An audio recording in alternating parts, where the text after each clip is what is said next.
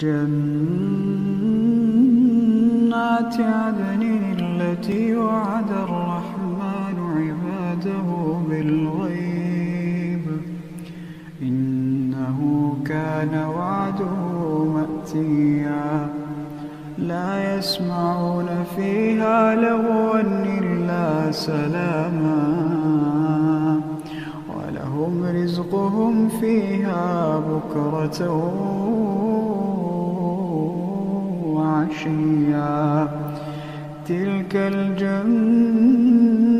التي نورث من عبادنا من كان تقيا